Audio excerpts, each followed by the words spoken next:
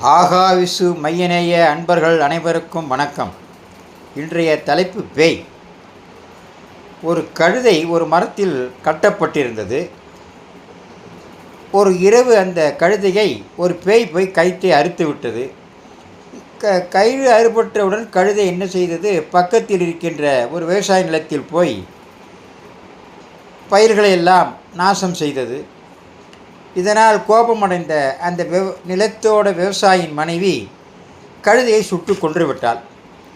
கழுதையின் உரிமையாளர் கழுதையோட இழைப்பால் மிகவும் துயரமடைந்து பதிலுக்கு விவசாயியின் மனைவியை சுட்டு கொன்று விட்டார். தன் மனைவியின் மரணத்தால் கோபமடைந்த விவசாயி அரிவாளை எடுத்து கழுதையோட உரிமையாளரை கொன்றுவிட்டார்.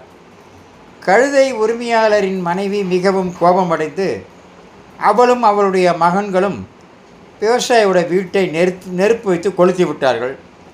விவசாயி தனது வீடு சாம்பலாக மாறியதை பார்த்து மேலே சென்று அந்த கழுதையின் உரிமையாளரின் மனைவி மற்றும் குழந்தைகள் இருவரையும் கொன்றுவிட்டார்.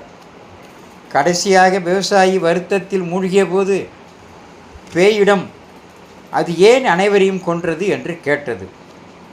பேய் பதிலளித்தது, நான் யாரையும் கொல்லவில்லை. கயிற்றில் கட்டப்பட்டிருந்த ஒரு கழுதையை நான் விடுவித்தேன். உங்களுக்குள் இருந்த பிசாசை விடுவித்தவர்கள் நீங்கள் அனைவரும் தான்.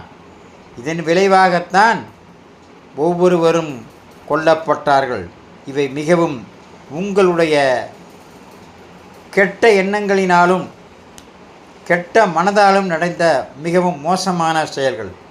ஆமாம், நம்முடைய மனம் என்ன நினைக்கிறது என்றால், ஒரு நொடி கூட யோசிக்காமல் ஒருவருக்கொருவர் வினை புரிந்து ஒருவருக்கு ஒருவர் வாதிடுகிறார்கள், ஒருவருக்கு ஒருவர் காயப்படுத்திக் கொள்கிறார்கள். பின்விளைவுகளை பற்றி யோசிப்பதே இல்லை.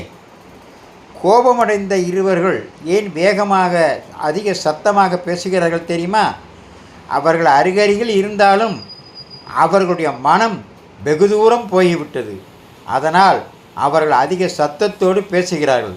ஆக கோபமடைந்தவர்கள் சற்று நிதானித்தால் எல்லா நன்மைகளும் நடையும். இந்த மாதிரி மோசமான செயல்களெல்லாம் நடைபெறாது. ஊடகங்களும் இதுபோல்